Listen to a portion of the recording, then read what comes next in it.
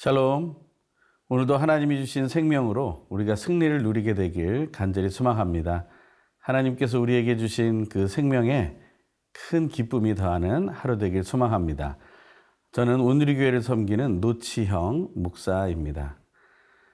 하루를 살다 보면 우리가 여러 가지 상황을 접하게 됩니다. 특별히 포스트 코로나 시대에 우리는 생명보다 죽음이라는 생각을 더 많이 갖게 되는 것 같습니다. 그런 상황 속에서 우리의 생각이 어디로 가게 될지 그것을 한번 묵상해 보는 하루가 되기를 바랍니다. 하나님께서 우리에게 주시는 것은 생명입니다. 그것을 기억하면서 오늘 말씀을 같이 읽기 원합니다. 오늘 주시는 하나님의 말씀은 누가복음 24장 1절에서 12절입니다. 하나님께서 주시는 말씀을 함께 듣겠습니다.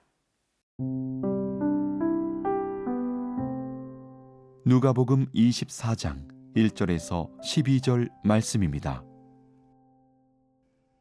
안식 후 첫날 새벽에 이 여자들이 그 준비한 향품을 가지고 무덤에 가서 돌이 무덤에서 굴려 옮겨진 것을 보고 들어가니 주 예수의 시체가 보이지 아니하더라. 이로 인하여 근심할 때에 문득 찬란한 옷을 입은 두 사람이 곁에 섰는지라.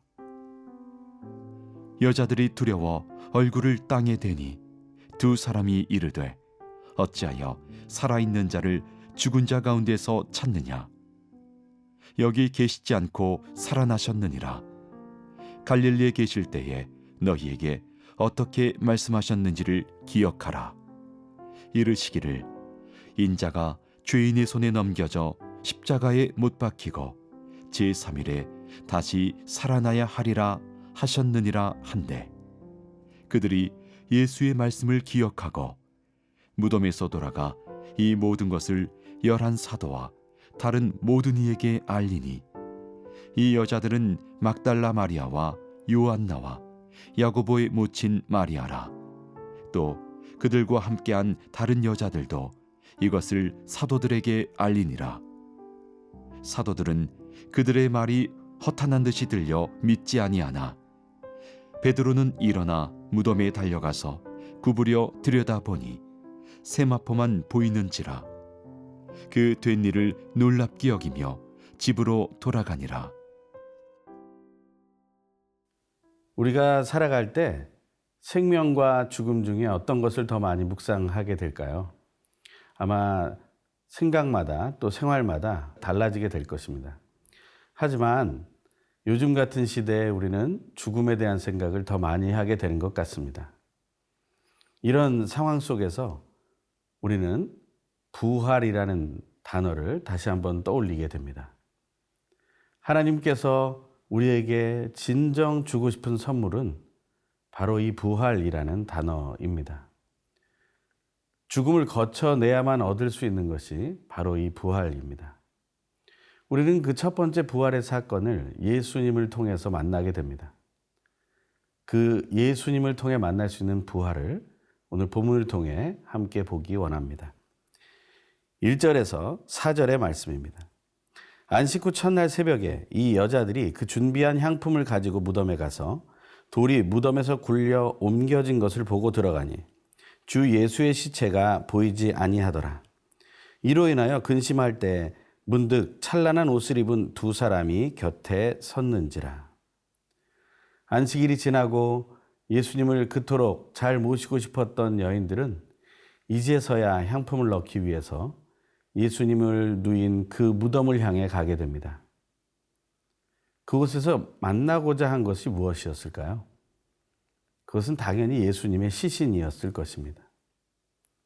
그 전날 저녁이 되기 전에 십자가 위에서 이미 죽음을 맞이하신 그 예수님의 그 육신을 제대로 향품을 넣지도 못하고 무덤에 뉘었다는 그 아쉬움 때문에 그 여인들은 밤을 잘 자지 못하고 새벽같이 일어나서 그 율법의 규례를 지키기 위해 기다렸던 그 걸음을 걸어서 무덤을 향해 갔던 것이죠.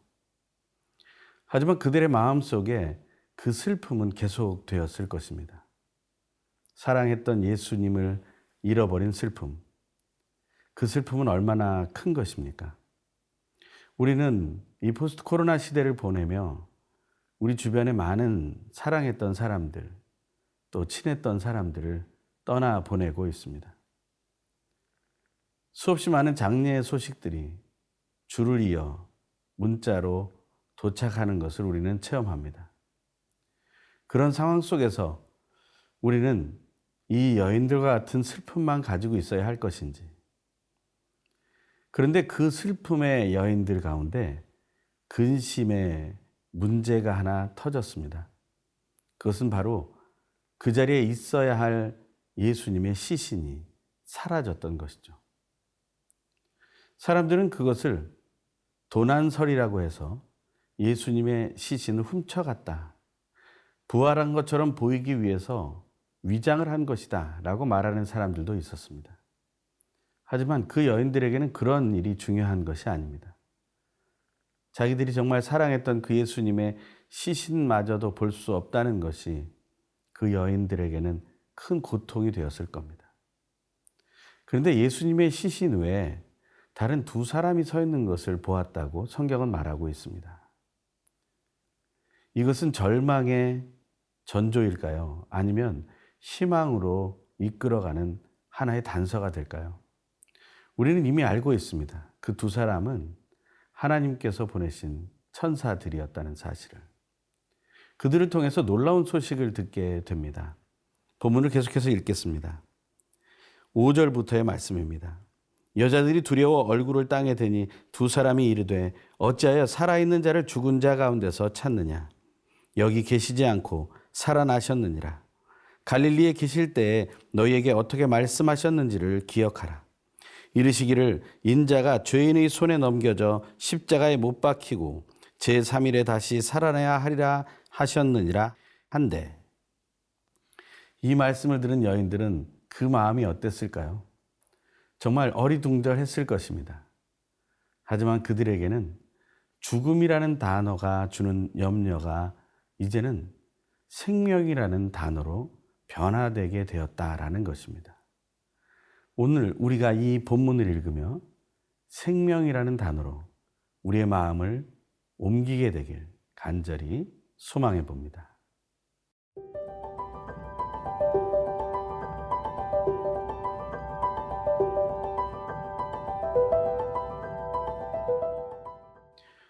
죽음을 생각하고 근심하던 여인들에게 생명의 생각이 들어갔을 때 그 여인들의 마음은 어땠을까요? 처음은 어리둥절했을 것입니다. 도대체 이 소리는 무엇을 의미하는가 했을 것입니다. 그런데 이제 그 말이 서서히 믿어지기 시작한 것이죠. 그래서 그 여인들은 예수님이 다시 살아나셨다라는 그 두 천사의 소리를 제자들에게 전하기로 결심하게 됩니다. 어리둥절하고 아리송한 모든 일이 우리에게 다가왔을 때 우리는 주저하게 됩니다. 확실하게 확인되기 전까지는 움직이면 안 된다고 생각할 수도 있습니다. 기억력을 떠올려 보지만 그 예전에 예수님이 말씀하셨던 것을 기억해내지 못한다면 우리는 멈춰 섰을지도 모릅니다. 그런데 그 여인들은 그 말이 기억났던 것입니다. 평상시에 하나님께서 우리에게 주시는 그 말씀들을 잘 기억해 놓기를 바랍니다. 그래서 언젠가 우리에게 꼭 필요한 순간에 하나님께서 그 예전에 주셨던 말씀을 확인시켜 주실 때 우리가 그 말씀을 기억해내고 즉각으로 순종하며 기뻐하게 되기를 바랍니다.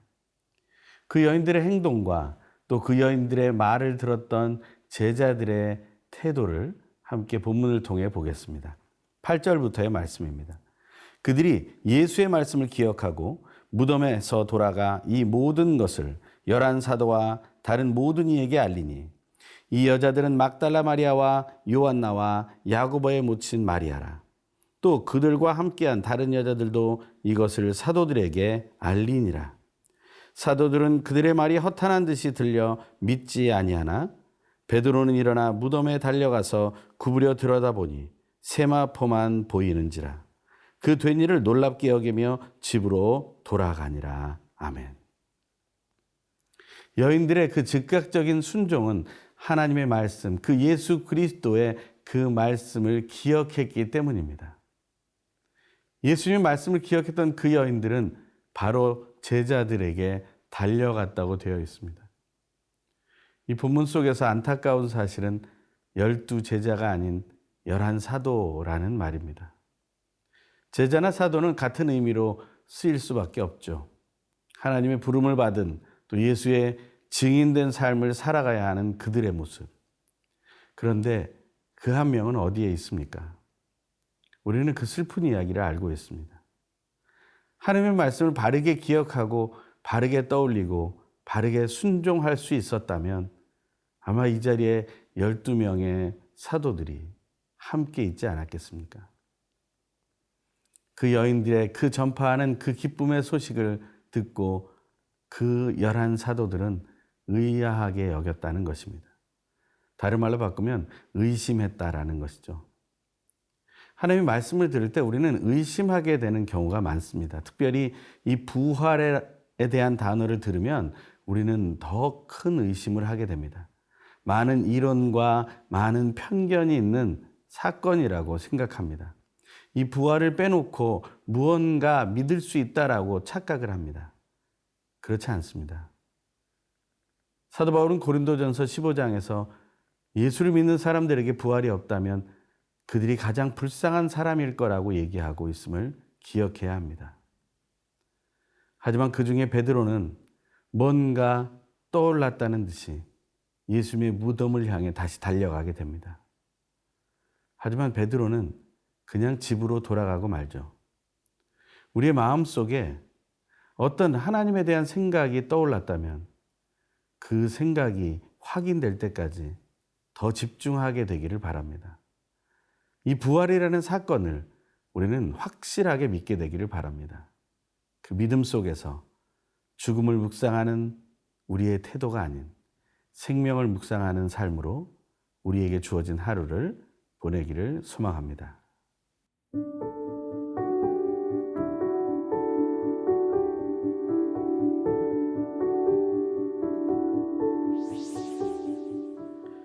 죽음을 향해 가던 우리에게 부활의 소망을 주신 하나님. 생명의 소식보다는 죽음의 소식을 더 많이 듣게 되는 일상 속에서 죽음 가운데서 다시 살아나신 예수 그리스도를 깊이 묵상합니다. 예수님의 부활 소식을 전해준 여인들의 선포를 의심했던 제자들의 마음들은 모두 내려놓고 다시 살아나신 예수님을 나와 우리와 깊고 구체적으로 함께 거하시는 분이시라고 의심 없는 믿음으로 받아들이며 담대하게 선포하는 삶을 살아가길 소망합니다. 부활의 첫 열매 되시며 우리 모두의 자랑거리이신 예수님의 이름으로 기도드립니다. 아멘.